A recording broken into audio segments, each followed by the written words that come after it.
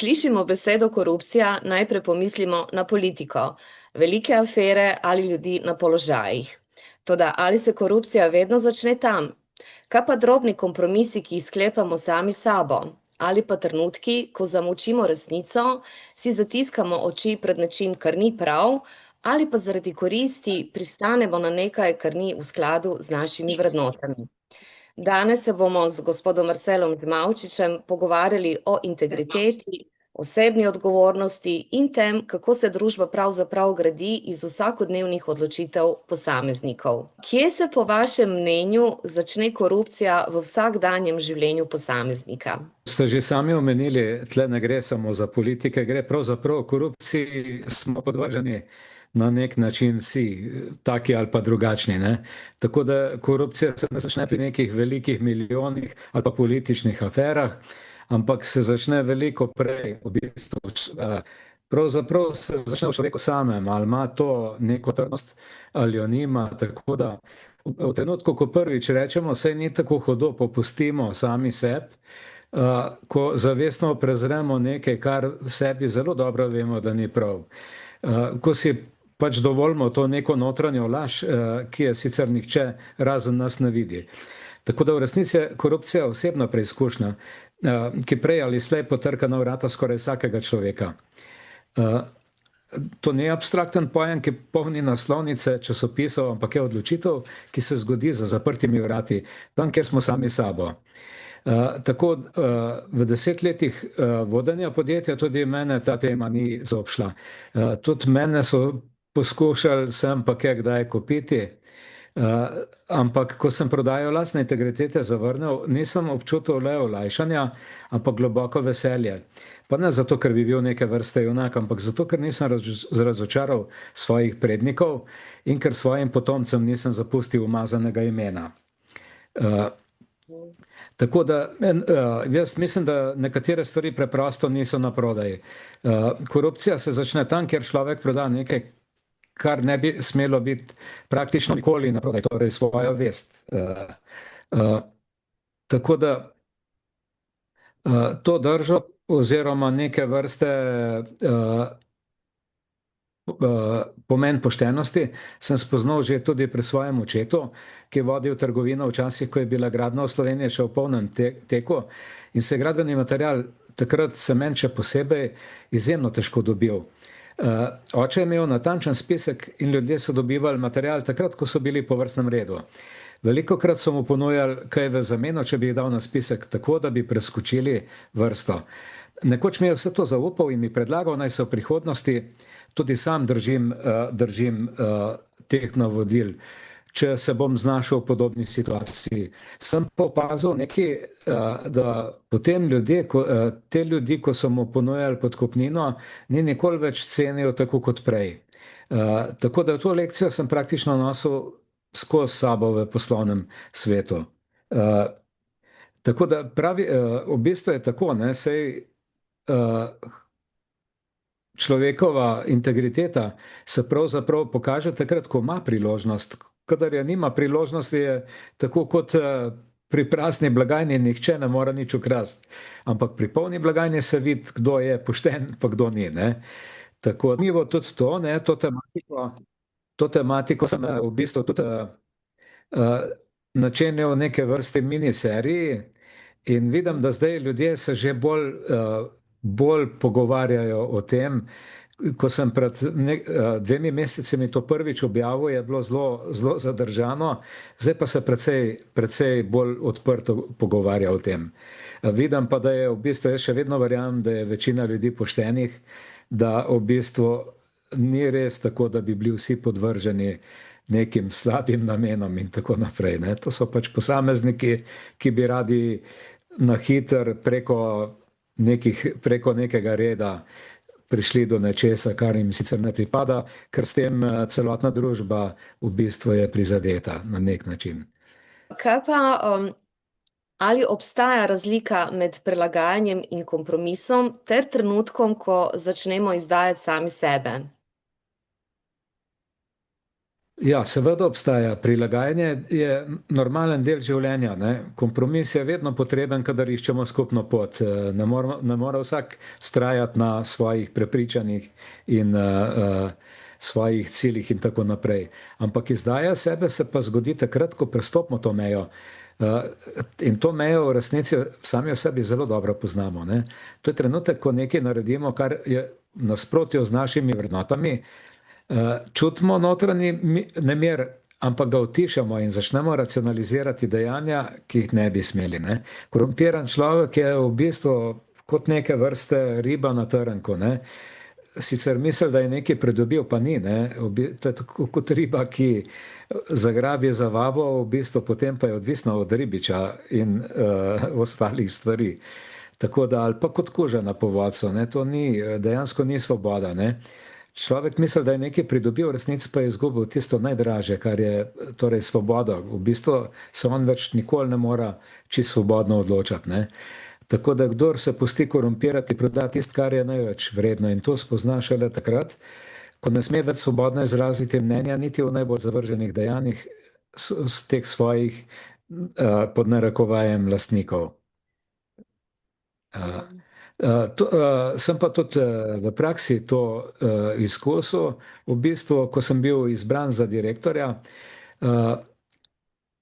sem izvedel šele potem, da so nekateri močno nasprotovali izboru, ker so prav zaradi mojih teh etičnih načel in še zlasti zaradi moje nevoljnosti do podkupovanja, češ da se posla brez tega menda ne da delati. Ne? Tako da je bilo to vprašanje tudi predmet razprave z delavskim svetom takrat. In jaz sem jasno potrdil svoje stališče in sem jim povedal, če poslovanje zahteva podkupovanje, potem pač nisem primeren kandidat za direktorja. Če menite, da bo to potrebno, potem rajš najdite nekoga drugega, ki je pripravljen to početi. In tega načela sem se držal celotno obdobje vodenja. Tako da potem kasneje, recimo v lastninskem preoblikovanju, sem ob nekem napeljevanju na nepošteno prakso večinskemu lastniku podjetja s ponosom lahko povedal, glejte, kupili ste podjetje, mene pa ne. Tako da prilagajanje, kot ste omenili, je zunanje, izdaja sebe pa notranja in človek točno ve, kdaj je prestopil mejo, tudi če si tega ne želi priznati. Ne? Marcel, vi ste zagotovo dokaz, da se da zelo uspešno poslovati tudi brez korupcije in teh nepoštenih poslov. Zdaj, kar je v današnji družbi zelo prisotno, je to, da ljudje smo nagnjeni, da opazimo nepravilnosti pri drugih, veliko težje pa pri sebi. Kakšno je vaše mnenje v zvezi s tem? To je v bistvu, jaz mislim, da pogled vase je v bistvu ena težjih nalog, ne? Če že ne najtežje. Ne? In ego, vemo, da je mojster samoupravičevanja. Veliko lažje je analizirati druge, kot pa se soočiti s svojimi lastnimi sencami. Ne? Tako da pri drugih vidimo dejanja, pri sebi pa vidimo namene in si lahko kar veliko stvari odpustimo. Tako da, ne vem, jaz bi to nekako primerjal, ne? Da tudi tatovi vedno mislijo, da kradejo vsi, ne? Ampak pogosto so prav oni tisti, ki najglasneje vpijo, držite tatu, ne? Ampak to v bistvu samo zato, da bi preusmerili pozornost. Korupcija je le v bistvu neke vrste kraja po ovinkih. Ko si takšni ljudje nakradejo dovolj, potem pa nenadoma si zaželijo, da bi postali vsi pošteni, ne zaradi morale, ampak zaradi strahu za svoje premoženje. Ne? Tako da to sem tudi v poslovnem svetu večkrat videl, da ljudje, ki so bili sami vpleteni v neke nečednosti, so bili v bistvu najbolj glasni pri obtoževanju drugih. Ne? Tako da običajno delujejo kar po preprostem, ampak pritlehnem psihološkem vzorcu. Najprej sami umetno ustvarjajo neko težavo ali pa zaplet, potem pa se ponudijo za pomoč, za rešitev teh težav, ki so jih sami povzročili, ne? Ob seveda na upravičenem plačilu. Ne? Tako da tudi mi je zanimivo, ne? Dokler nisem imel izkušenj, tega nisem videl, ampak potem, ko pridobiš neke izkušnje, pa praktično bi lahko rekel, da se iz letala vidi, kjeri ljudje so kupljeni. Ne? Čeprav sami mislijo, da so to spretno skrili, tako, ker v ključnih situacijah se obnašajo v popolnem nasprotju z moralnimi vrednotami, zagovarjajo stvari, ki jih normalen človek enostavno ne more zagovarjati, ne. Tako da človek potrebuje veliko notranje iskrenosti, da si prizna, tudi jaz sem kdaj del problema, ne. In mislim, da to ni slabost, ampak je šele začetek neke zrelosti. Tako da sprejemanje lastnih napak je najtežji del osebne rasti vsakega človeka, ne. Tako da. Ampak je pa tudi obenem edina pot za rast, a ne? V medčloveških odnosih se pogosto pojavljajo manipulacije, prikrivanje in igre moči. Kako vi prepoznate, kdaj nekdo manipulira z nami in kdaj morda tudi sami manipuliramo z drugimi? Ja, v bistvu jaz mislim, da manipulacija ni vedno očitna, ne. Pogosto je taka mehka, zavita v neke vrste prijaznost, celo v skrb, ne, in neko vrste navidezno logiko. Tako da jo prepoznamo jo v bistvu dostikrat samo po občutku, ne, da nas nekdo nekam potiska v neke hitre odločitve, da se mogoče celo počutimo krive, če ne naredimo, kar želi, ali pa da preprosto nekaj ne štima, čeprav ne znamo povedati, kaj, ne. Tako da najbolj nevarna je pa je tista manipulacija, ki jo izvajamo nad samim sabo, da v bistvu prekršimo to, kar sem že prej razlagal. Tako da, ko si razlagamo, da nekaj ni prav, čeprav v sebi vemo, da ni, ne. Razlagamo si, da je nekaj prav, čeprav vemo, da v resnici ni, ne. Tako da v ključnih situacijah se človek, ki je notranje kupljen, obnaša v popolnem nasprotju z moralnimi vrednotami, ne. Tako da v bistvu sem pa bil v poslovni praksi tudi priča skrajnim brutalnim oblikam, kjer manipulacija preraste v golo ustrahovanje, celo silo, ne. Moj sodelavec se je v tujini znašel sredi izjemno neprijetnega pogovora med prodajalcem in vodjo nabave nekega podjetja. Prodajalcu je grozilo, da bo izgubil dolgoletni posel, zato je vodji nabavi dejal, da bo obelodanil vse podkupnine, ki mu jih je že izplačal, če bodo zamenjali dobavitelja. Vodja nabave je hladnokrvno stopil do avta, iz predala vzel pištolo, jo repetiral, nastavil prodajalcev na sence in mu zagrozil, da ga bo počel kot psa.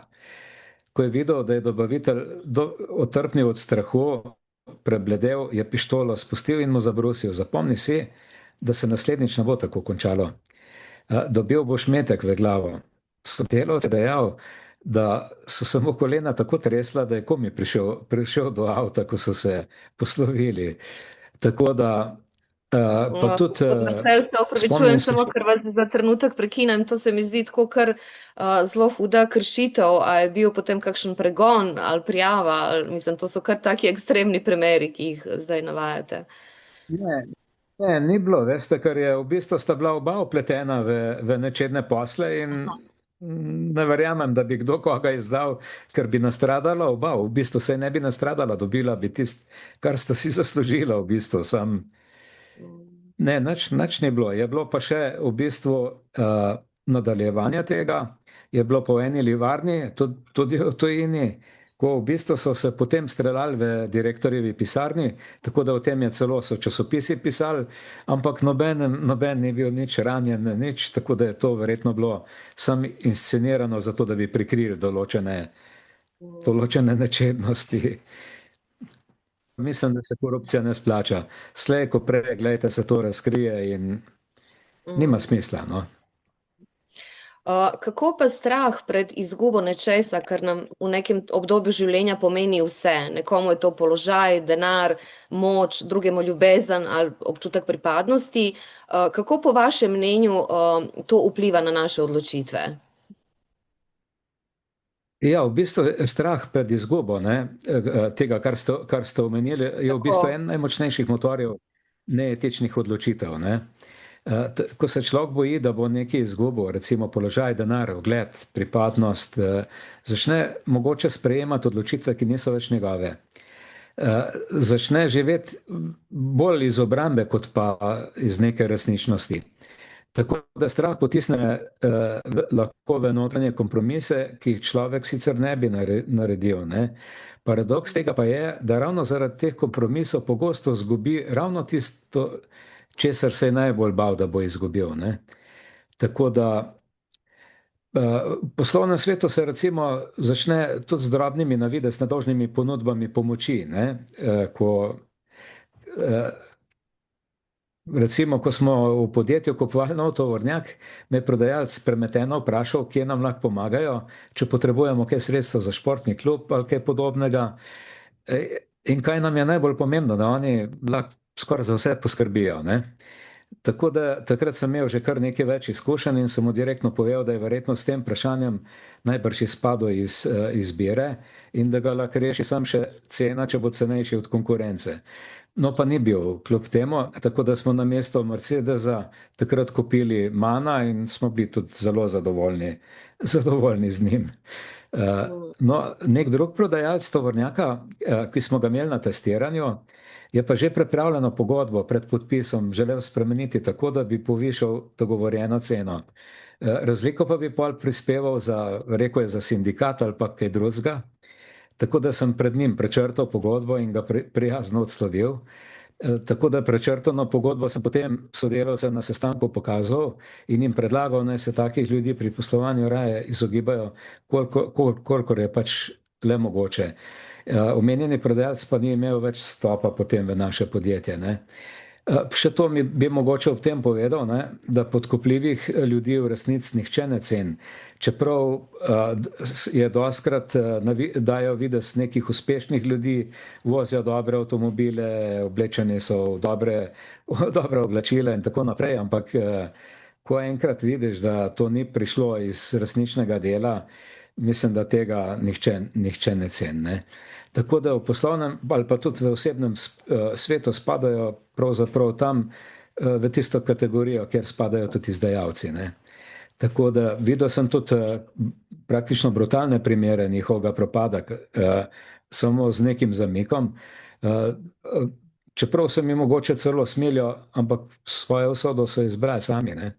Tako da Ali lahko družba postane bolj poštena, če posameznik prevzame odgovornost za svoje ravnanje? In kje se pravzaprav začne sprememba? Jaz mislim, da družba ne mora postati poštena, če posamezniki ne prevzamejo odgovornosti za svoje ravnanje, ne. Ker družba je pravzaprav samo odsev posameznikov, ne. Sprememba pa se začne tam, kjer človek reče, jaz ne bom del tega vzorca. Tako da ne pri velikih dejanjih, ampak tudi pri majhnih resnicah, majhnih odločitvah, majhnih zavrnitvah in tudi majhnih pogumih, ne. Ko se preglednost zgubi, se prostor za moralne odmike poveča, ne. Tako da spomnim se tudi recimo v času, ko smo imeli samo okoli 800 predpisov, zakonov.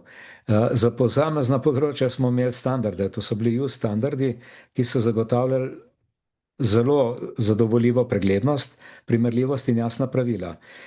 Če pogledamo danes, smo v Sloveniji preplavljeni z več kot 20.000 predpisi, prave preglednosti pa še vedno nimamo, ne. Tako da v takšnem zakonodajnem kaosu je bližnjica vedno na dosegu roke. Včasih se vprašam res, ali ni naša zakonodaja namerno tako zakomplicirana, da je brez pomoči ali pod narekovajem ali zvez skoraj nemogoče priti skozi njo, ne. Tam, kjer je vse gladko in jasno, korupcija nima prostora. Tam, kjer je vse zavozlano, pa raste kot plevel. Marcel, hvala lepa. In za konec, če bi morali izpostaviti eno vprašanje, ki bi si ga vsak človek moral zastaviti pred pomembno odločitvijo, katero bi bilo? Ja, v bistvu bi se vprašal, ne, če bom s to odločitvijo lahko mirno živel sam s sabo. To je najbolj pomembno, ne. Ne, kaj bom pridobil ali pa izgubil, kaj bojo rekli drugi, ampak ali bom lahko sam sebe pogledal v oči, če naredim nekaj, kar vem dobro, da ni v redu. Recimo, tudi vsem, ki iščejo globlji pomen te tematike, toplo priporočam Goethejevega Fausta. To je večna zgodba o prodaji duše za kratkoročno korist, ne. Tudi v svoji knjigi Skrivnosti in pasti trajnega uspeha pišem o natanko takšnih dilemah, ne. Tudi zavedam se, da bi bilo mogoče marsikdaj lažje, pa hitrejše narejeno, če bi ubrali kakšen obvoz ali pa bližnjico, ne? Ampak ker se nismo dali korumpirati, niti nismo korumpirali, smo stvari delali pač po daljši poti, ampak smo jih kljub temu naredili, ne? Vendar, ampak s čisto vestjo. Ne? Tako da, ker mirna, čista vest omogoča miren spanc, tega pa se nikjer na nobenem trgu ne da kupiti. Ne? Tako da v bistvu je to dolg z najvišjimi obrestmi. Ne? Če ga človek enkrat izgubi, ga verjetno ne more več v celoti nikoli poravnati. Ne? Pa tudi še to, ne? Tudi če tak človek celo preživi življenje, ne? Da bi ga družba razkrinkala, tega dolga ne mora skriti pred samim sabo. Ne? Na koncu poti ga čaka najtežja preizkušnja, ker se največkrat ne more mirno posloviti z tega sveta. Ne? Tako da ni vprašanje, ali se da stvari narediti hitreje. Vprašanje je, kakšen človek pri tem postaneš. Ne? Tako da, ko se znajdemo pred izbiro, ne med dobrim pa slabim, ampak med udobnim in poštenim, med kratkoročno koristjo in dolgoročno vestjo, ne? Tam se pokaže, kaj je v resnici naprodaj in če se ne splača prodati. Ne?